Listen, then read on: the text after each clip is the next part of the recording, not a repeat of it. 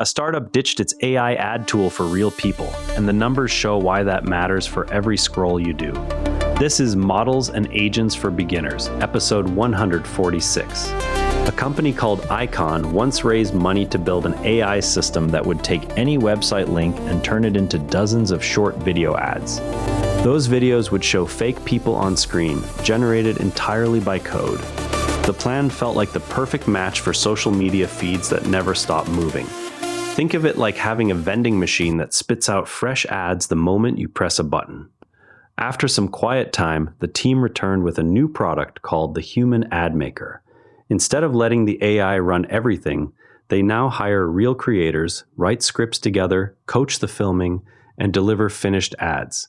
The results surprised them. Even though the human version costs more to make, it leads to far more sales because viewers trust it more.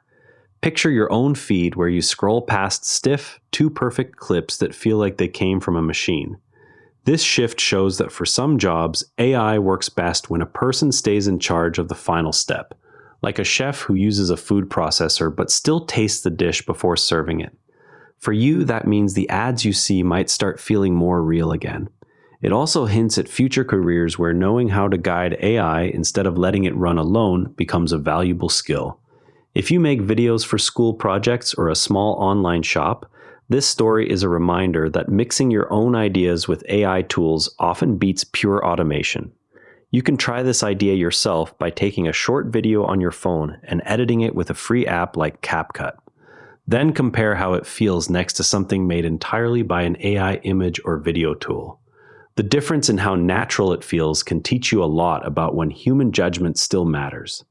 Now let's look at how our brains decide what counts as learning in the first place. You know how you sort your stuff into groups without even thinking, like putting your phone in the electronics pile and your hoodie in the clothes pile? Imagine you do the same thing with big ideas like learning. Most people picture learning as something slow, curious, and a little messy, like a kid figuring out why a bike stays up.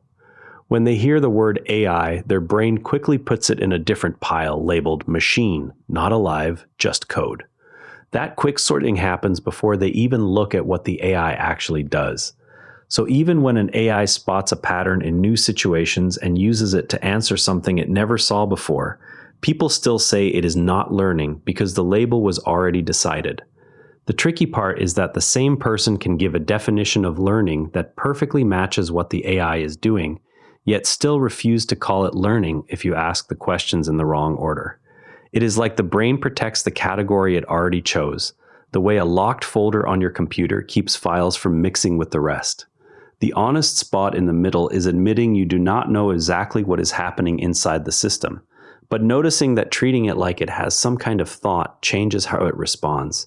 That middle spot feels uncomfortable because schools and companies like clear yes or no answers. But it might be the most accurate way to look at these tools right now. The same way you might test a new recipe by tasting as you go instead of declaring it good or bad before cooking. You can test ideas about AI by watching what it actually does. A phone screen with literally zero borders just appeared in a concept from Techno. The display goes all the way to the very edge on every side with no notch, no thin line, nothing. It looks like the picture is floating in your hand with no frame around it, the way a window might look if the glass had no sill. This matters because phone screens keep getting bigger while the body stays the same size. Removing the last bit of border changes how apps and videos feel, almost like removing the edges from a notebook page so the writing runs straight to the paper's limit.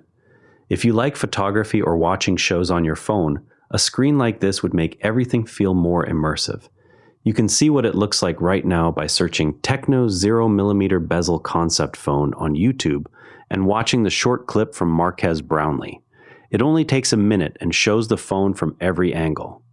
Google's Gemini gave clear answers when someone asked how data centers could use less electricity and water while still running chatbots. The suggestions included building centers in cold places so outside air does the cooling for free, like opening windows on a breezy day instead of running an air conditioner. Other ideas were switching to sealed liquid systems that never evaporate water, and pairing each center with its own solar or wind power so it does not pull from the local grid. These ideas connect directly to your daily life because every time you use a chatbot somewhere, a server is working and creating heat. You can try this yourself by opening Gemini or any free chatbot and asking it the same question about data center resources. See what solutions it suggests and compare them to what you already know about energy use. At the World Humanoid Robot Games, some machines ran so fast they set new speed records, and a few literally caught fire from the effort. The events that looked more like household chores, such as folding laundry or carrying boxes, turned out to be harder for the robots than the flashy races. It is a fun reminder that making robots helpful in real homes is still a bigger challenge than making them go fast. In one recent case, ChatGPT helped prevent a planned attack by giving advice that led to the person being stopped before anyone got hurt. Stories like this show the same tools that help with homework can also be used in serious, unexpected ways when someone reaches out for help.